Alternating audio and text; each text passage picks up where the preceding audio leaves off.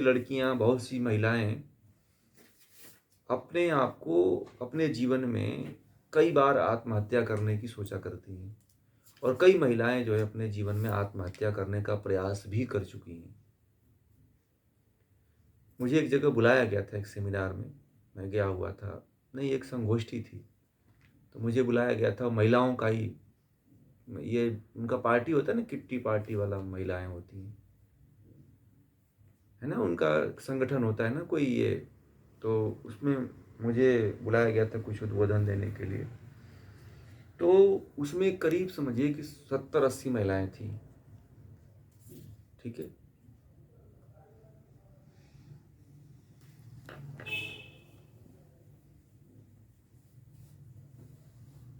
ठीक है। और इन्हीं सब मुद्दों पे बात हो रही थी और मैंने उनसे एक प्रश्न पूछा कि आप लोगों में से कितनी ऐसी महिलाएं हैं जो आत्महत्या करने का के बारे में सोचती हैं या कर चुकी हैं या मिटना चाहती हैं। तो कुछ महिलाएं, मुझे बड़ा आश्चर्य हुआ उस समय कि लगभग सारी महिलाओं ने हाथ उठा दिया। मैंने कहा कि आप सभी लोगों ने ऐसा सोचते हो।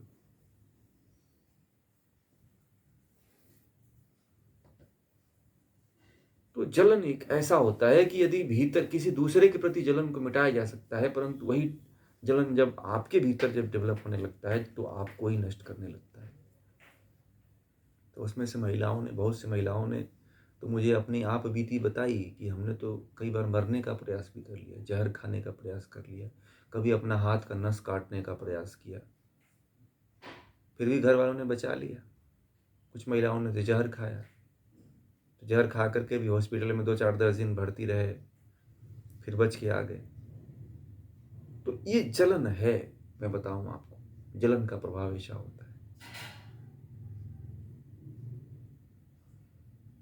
कि जलन आ रहा है तो ये मत सोचिए कि यह केवल दूसरे के लिए नुकसान करेगा, नहीं, ये आपका ही नाश करता है। और जब प्रवृत्ति बन जाती है तो आपको ही मारने के बारे में सोचने लगता है कि अपनी आत्महत्या कर लूं, जहर खा लूं, नस काट लूं, छत से गिर जाऊं, या अपने घर में किसी को पीट दूं, या किसी को मार दूं, या किसी को गाली दे दूं। इस तरह का विचार आता है। जब व्यक्ति जलने लगता है ना तो उसका नाम से गाली, उसे उसके नाम सुनते ही गाली देने लगता है। यह एक बहुत बड़ी बीमारी है जलन। ठीक है। इसलिए कभी भी अपने जीवन में यह मत लाइए, उपेक्षा का भाव रखिए। न सही न गलत, बस जैसे जैसे है वैसे बस जीना है। बस इसी भाव में जीना शुरू कर दीजिए। समझ में आ गई बातें? क्लियर हुआ? इसका प्रयोग भी तो कर लेंगे ना, बहुत आसान है। क्यों? हो जाएगा कि नहीं हो जाएगा? ये तो आप बैठ के मत करिएगा, परंतु बस ये ध्यान रखिएगा कि जब जलन का विचार आए तो सोचना कि मुझे मिटाना है। ठीक है। और इसमें कुछ नहीं करना है। जब किसी के प्रति ईर्ष्या का, जलन का भाव आए तो कहना है कि नहीं, इसको तो मिटाना है, ये तो हमारे अंदर डेवलप हो रहा है। ठीक है जी।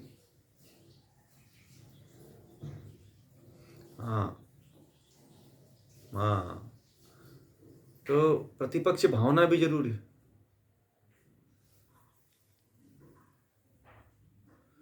जरूर करिए, जरूर करिए। जब भी कभी आए इस तरह का विचार, महर्षि पतंजलि ने यह भी न कहा है कि मैत्री करुणा मुदिता उपेक्षाणाम सुख दुख पुण्याणाम भावनात चित्त प्रसादन। चित्त प्रसादन के यही उपाय है कि मैत्री करुणा मुदिता और उपेक्षा, जो लास्ट वाला जो उन्होंने उपाय बताया है उपेक्षा का, वह अपने जीवन में उसको अपना साथी जरूर बनाइए आप लोग। ठीक है। उपेक्षा को अपना साथी जरूर बनाइए। दुनिया में हर साथी आपका साथ छोड़ सकता है, परंतु उपेक्षा को मत छोड़िए। किसी से जलन हो रही है तो उसे अवॉइड कर दीजिए। किसी से आपको दिक्कत आ रही है तो उसको किनारे कर दीजिए। उसके बारे में न सही बोलिए न गलत बोलिए। जो जैसा है उसको वैसे ही उसी दशा में छोड़ दीजिए उसको। ठीक है। उसके प्रति कुछ मत कहिए। वो तो जैसा है वो वही रहेगा। आपके जलने से, आपके गाली देने से, आपके मारने से बदलेगा क्या वो? नहीं बदलेगा। शराब पीने वाला है, उसको लाख समझा लो, वो डेली कसम खा के जाता है, शाम को पी के आता है कि नहीं? बताइए।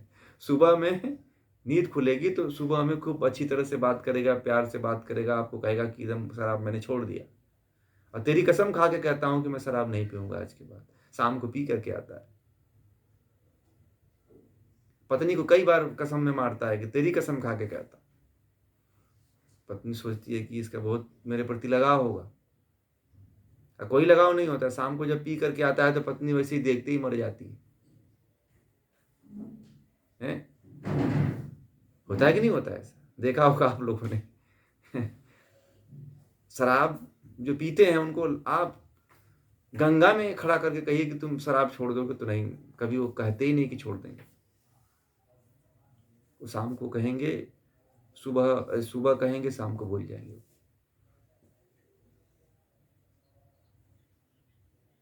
सुख में भी पास्ट। यही चीज है।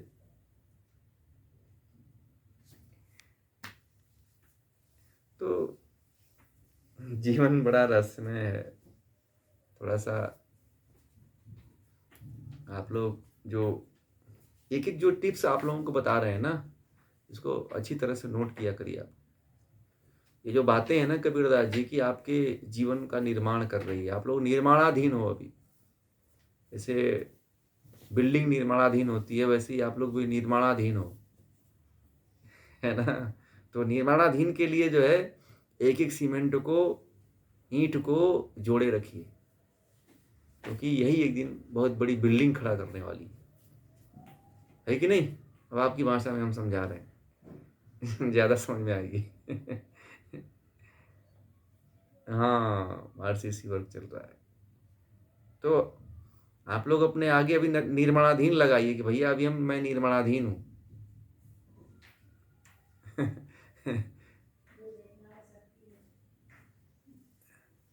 ठीक है।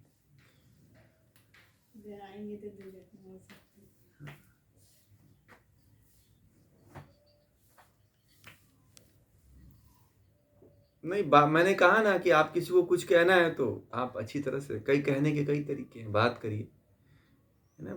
आप किसी चीज को अच्छी तरह से बात भी कर सकते हैं, दूसरे वेब में बोल सकते हैं। नहीं होना चाहिए कि वो कमेंट हो। आपको बुरा लगता है तो आप उसको दूसरे माध्यम से कहो, ठीक है? जैसे मान लीजिए कि आपका बच्चा है, तो बच्चे के प्रति आप थोड़ी हमेशा गाली देते होंगे, नहीं ना? बच्चे को तो बड़े प्यार से समझाते होंगे, नहीं ये नहीं, ऐसा है कि नहीं? वो आपको पता है, वहां पे कोई दूसरा हो तो फिर तो आप बोल ही देते हो कि नहीं देखो, इसको ऐसा नहीं आना चाहिए।